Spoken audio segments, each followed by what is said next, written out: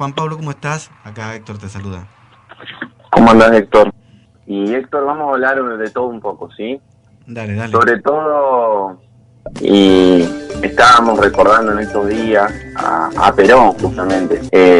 Fue el eco más importante de aquel tiempo, el auge del modelo de industrialización para sustituir importaciones, que quizá es una de las herramientas y de los modelos que se deberían implementar en el tiempo que viene para que la Argentina pueda despegar de una vez por todas y pueda acceder a obtener esas tan ansiadas divisas que necesitamos para poder afrontar nuestras obligaciones con el exterior, siempre potenciando obviamente nuestro mercado interno como herramienta fundamental. Perón hablaba de un proceso que arrancaba siempre en los salarios del trabajador. Los salarios de los trabajadores como motor impulsor de un mecanismo de crecimiento que permitiera justamente generar el círculo virtuoso de la economía. El trabajador iba a traccionar a partir de la demanda para que desde la oferta se generen los mecanismos necesarios para abastecer esa demanda, y eso necesitaba mayor inversión, mayor producción, y siempre el Estado estaba acompañando ese sistema. Obviamente, detrás de todo esto tiene que haber una gran planificación, como bien lo hizo Perón en su momento, ¿no? Digo porque justamente ahora, después del mediodía, en este Día de la Industria, el presidente Alberto Fernández, con autoridades de la Unión Industrial Argentina, con Miguel Acevedo, con quien hay que reconocer tiene muy buena relación. Hay que decir que el otro día se logró desactivar dentro de la Unión Industrial Argentina un comunicado de repudio que impulsaba Héctor Manieto, el CEO del Grupo Clarín, en función de la ley del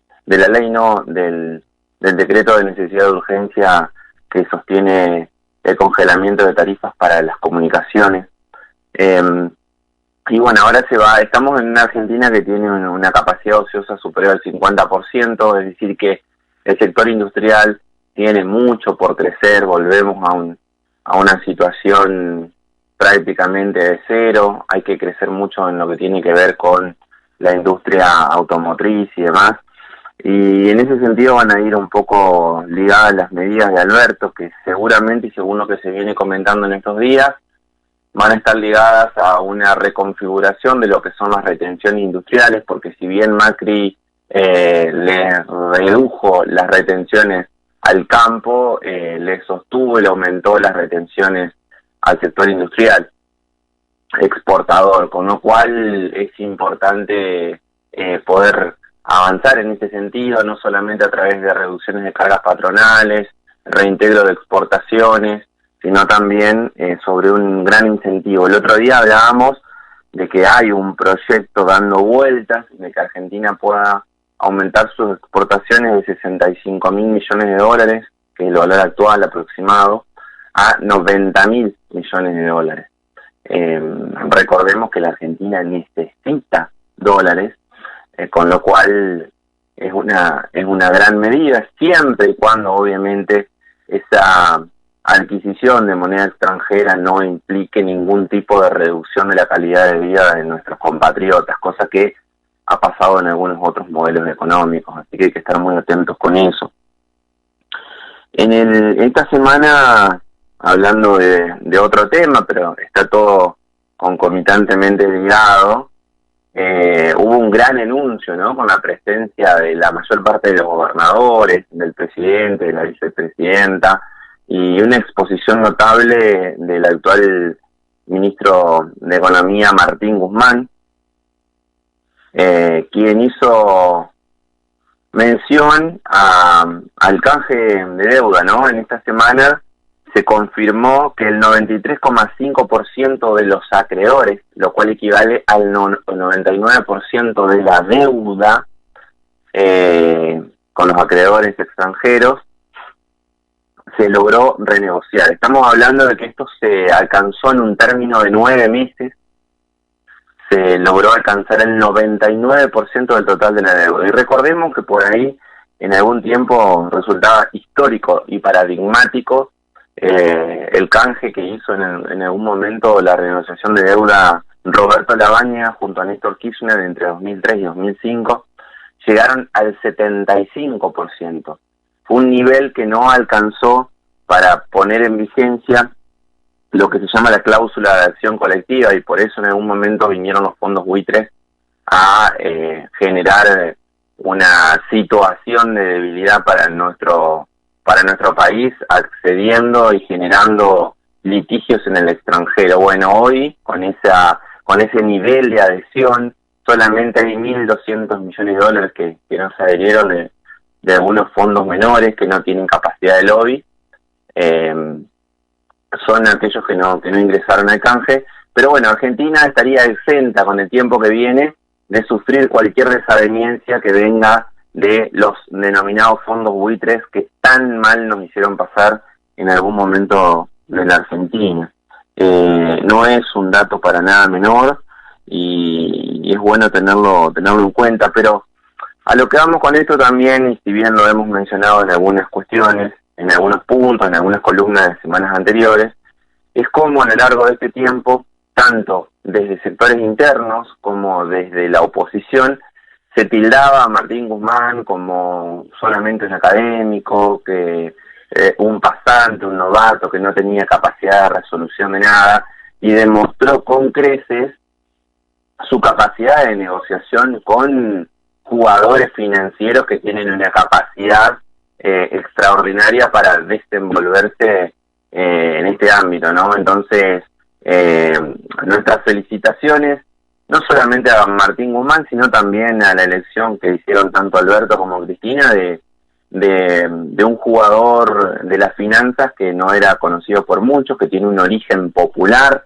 Eso es necesario ponerlo en evidencia, y ha quedado muy demostrado que ha defendido con creces los intereses de la Argentina, cuando estamos acostumbrados justamente que los ministros de Economía defiendan los intereses del poder económico internacional. Son los mismos que pululan por los medios de comunicación todos los días, tirando basura hacia el gobierno nacional, los Milei, los Esper, los Bogiano, todo ese ala libertaria que hablaba de que nos íbamos a ir al default, que estábamos en escenarios de hiperinflación, todos pronósticos totalmente negativos que nunca terminan teniendo correlación con la realidad. Es bueno que se pueda repudiar de alguna forma todo esto, porque tienen incidencia sobre muchos sectores de la juventud, básicamente, que son aquellos que están comenzando ese periodo de crecimiento, de formación, de toma de conciencia, y muchas veces acceden a esa realidad como la única realidad existente. Para colmo, mucho no ayudan las facultades y las unidades académicas que siempre tienen una perspectiva liberal, ortodoxa, monetarista de la cuestión económica, y la verdad que siempre tampoco ayuda mucho este nivel de educación que tenemos en la Argentina, el cual seguramente habrá que rediscutir en algún momento, y espero que esté en el corto plazo. Y ahora la sumaron al DIPI también. ¿A quién? Al DIPI. Ah, al DIPI, sí. Ayer justamente leí a Mayra Arena, que la verdad que es una piba muy interesante en sus análisis sobre la pobreza, por haberla vivido en carne propia. Uh-huh. Y decía que el DIPI justamente es el pobre que le cae mejor al rico, ¿no? El rico necesita exponer a un tipo que venga de orígenes populares en los medios de comunicación para que defienda su interés. Y el DIPI bien lo hace. El DIPI tiene un mensaje totalmente despolitizado, pone a todos los políticos en la misma bolsa, que todos transan, que todos son corruptos, que todos hacen mal al país, digamos. Eso es de una ignorancia extraordinaria. Como bien dice Dolina, decir que todos los políticos son iguales es como cuando un analfabeto dice que todos los libros son iguales, digamos, y no es así. Entonces es necesario tener un panorama de análisis un poco más importante, y es extraordinario cómo los medios, ¿no?, toman a estos personajes un tiempito, lo utilizan, lo exponen mediáticamente para tratar de popularizar la defensa de un interés que es de poco, que es de privilegiados, ¿no? Porque atentar contra la política es de alguna manera directamente proporcional a defender los intereses de esos privilegiados que hoy en la Argentina, por ejemplo, con este impuesto de la renta extraordinaria, que yo no estoy de acuerdo, pero voy a aclarar por qué, no digo por el tenor, sino porque me parece que ese impuesto debiera ser de carácter permanente y no un impuesto extraordinario. Pero eso marca el poder de lobby, el poder de negociación que tienen estos sectores, que son solamente 12.000 argentinos que hacia diciembre de 2019 habían hecho una declaración en impuesto a los bienes personales de un patrimonio superior a 200 millones de pesos, ¿sí? Solamente 12.000 argentinos en una población de 44 millones de argentinos. Acá hay un problema porque hay una parte importante de la población que defiende el interés de esos 12.000 argentinos. Entonces, muchas veces, cuando nos planteamos por qué existe tanta situación de pobreza y demás, nunca nos planteamos cuáles son los verdaderos causales de todo esto. Y el causal de la pobreza siempre es la concentración de la riqueza en pocas manos. Es un debate permanente que nos tenemos que dar en este proceso de toma de conciencia, y debemos recordar que en los países de Europa, que han sido muy afectados por el coronavirus a lo largo de este tiempo, este impuesto ya tiene vigencia. La verdad que resulta impensado y muy difícil de entender por qué en la Argentina cuesta tanto imponer o poner en discusión este tipo de ideas que no hacen más que llevar recursos para que la mayor parte de la población viva mejor. Y en ese sentido, uno de los grandes problemas que estamos atravesando en la actualidad también es el tema de la caída de reservas y el tema del dólar, ¿no? Que por ahí mucha gente lo ve un poco de afuera, pero siempre eso termina repercutiendo en la economía real, en la economía doméstica. Y fíjense que desde marzo había alrededor de 1 millón de personas que compraban a través de este mecanismo de la restricción de los $200 mensuales. Y esa cantidad ha aumentado a 4 millones en la actualidad, lo cual nos da un déficit en ese mecanismo de 800 millones de dólares mensuales que repercute en la caída de las reservas.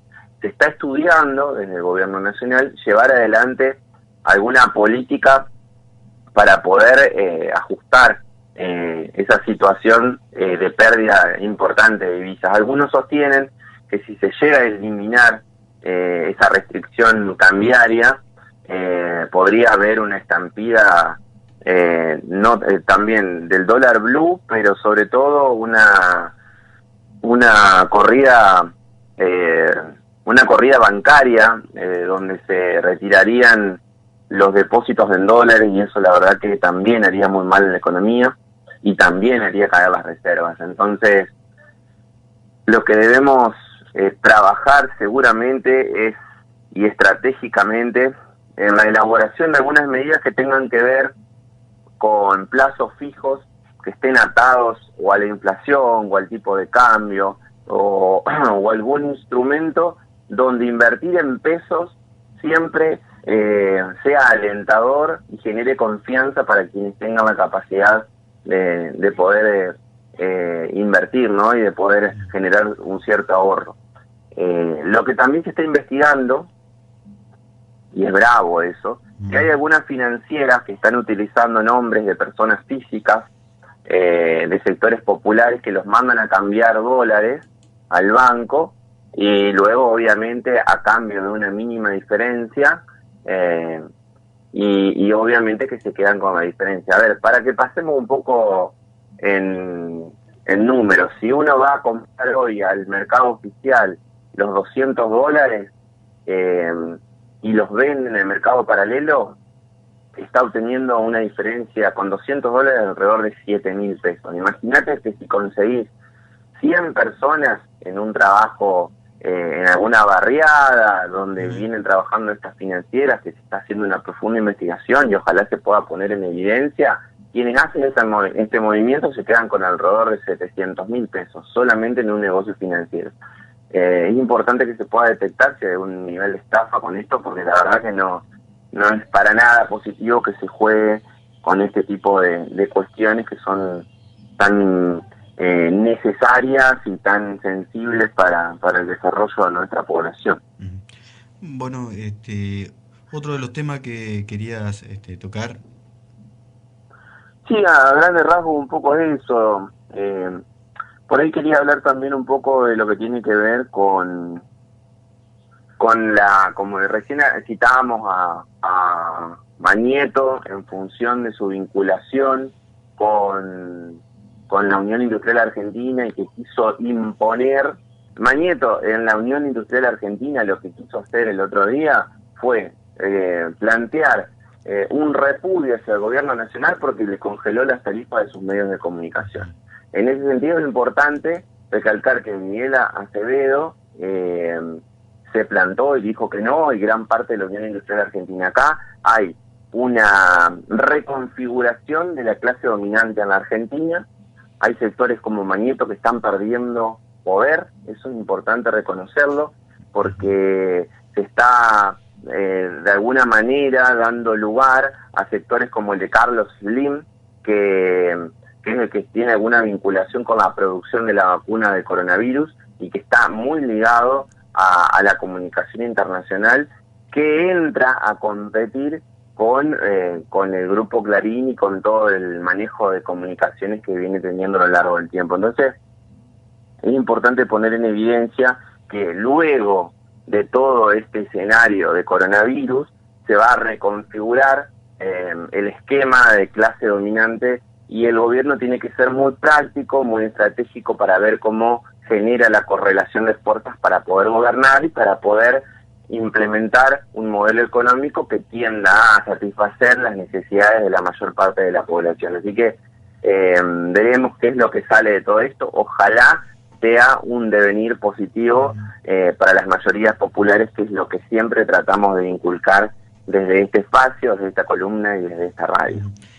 Bueno, Juan Pablo, también quería, me hacía la pregunta yo, Sí. en cuanto a, bueno, a este poder popular que por ahí avanza y sabemos que tiene a estos personajes, a esta gente como enemigo, ¿no? Por ahí se ha dicho que al enemigo no hay que destruirlo ni liquidarlo, sino combatirlo. Ese combatir, ¿cuál sería el resultado? Porque estas personas no van a dejar de existir, van a seguir estando. Se tendrá que adecuar a estos modelos que venimos nosotros desde este poder popular queriendo transformar. Mira, esa noche miraba, vale la redundancia, la protesta a la 1 de la mañana de un sector minúsculo en el Congreso de la Nación, al grito de la dictadura, de un golpe de Estado, hablaban.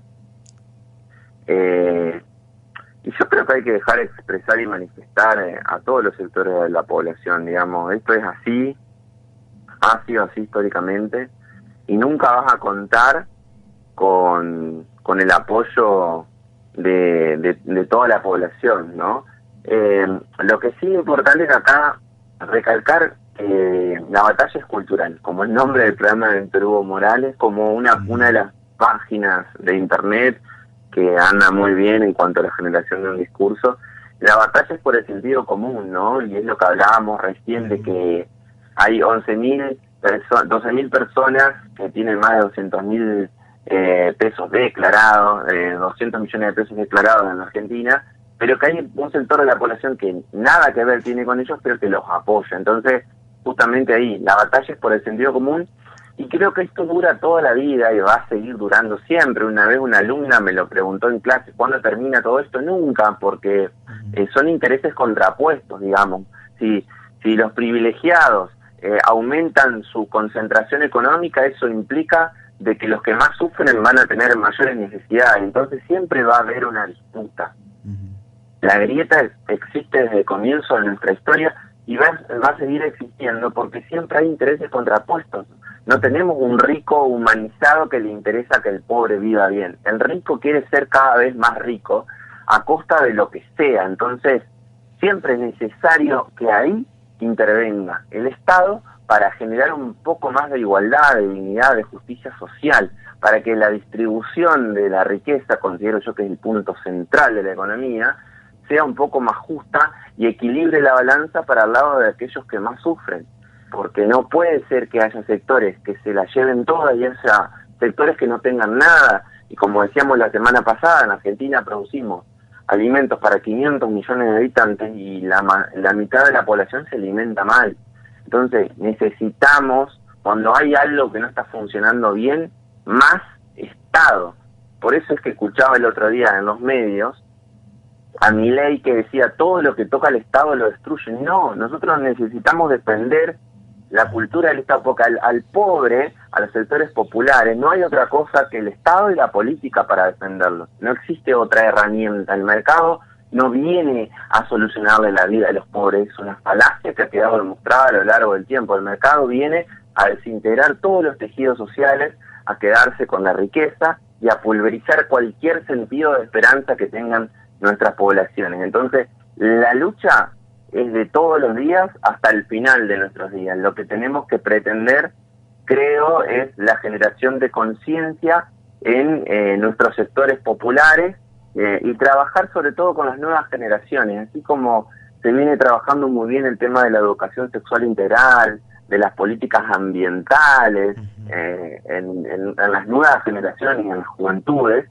Es necesario también empezar a trabajar en profundidad. Para eso es que hay que generar un gran nivel de formación en el cuerpo de docentes. El tema de los asuntos de la economía que siempre es política, por eso esta columna debiera ser economía política. La economía siempre es política porque termina transitando los devenires y los avatares de intereses contrapuestos que tratan de imponer su sentido común permanentemente. De eso se trata nuestra lucha, porque de eso se trata un poco todo esto, y ojalá por el bien de la mayor parte de los compatriotas, y no solamente de los argentinos, sino de los latinoamericanos, se logre generar y afianzar un sentido común popular. Y ahí va otro dato que me había quedado un poco ahí en la nube, ¿no? Argentina por estos días está a escala de Latinoamérica en mitad de tabla de lo que tiene que ver con la caída de su economía, ¿no? Comparando con Brasil y con la mayor parte de los países.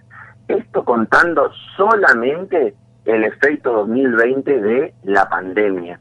Pero si nosotros extendemos el rango de análisis al inicio de 2018, lo que logramos es justamente que Argentina esté último en la tabla. O sea el país que más ha caído en su actividad económica. ¿Y qué deja demostrado esto? Que el gobierno de Cambiemos hizo un desastre con la Argentina, hizo un desastre con la economía, y fue fulminante mucho más, como lo planteó el presidente el otro día, que el efecto de la pandemia. Entonces, cuando esos economistas que pululan por los medios de comunicación dicen lanzadas sin analizar la película completa, es necesario decirles que nos hizo mucho peor el efecto de políticas neoliberales donde se destruyó la industria y el mercado interno en el gobierno de Cambiemos, que el efecto del coronavirus, donde el Estado está intentando sostener la economía habiendo partido de una situación totalmente dramática. Bueno, Juan Pablo, muy completo la columna. Queda para seguir hablando, pero bueno, vamos a dejarlo para otro momento y bueno, como siempre, la mejor. Te saludamos de acá, de la Redota, del Redotero, hasta la próxima semana. Así será. Les mando un abrazo grandote a Gastón y Laura, pronta recuperación y nos encontramos la próxima semana. Gracias por el espacio. Gracias. Un abrazo.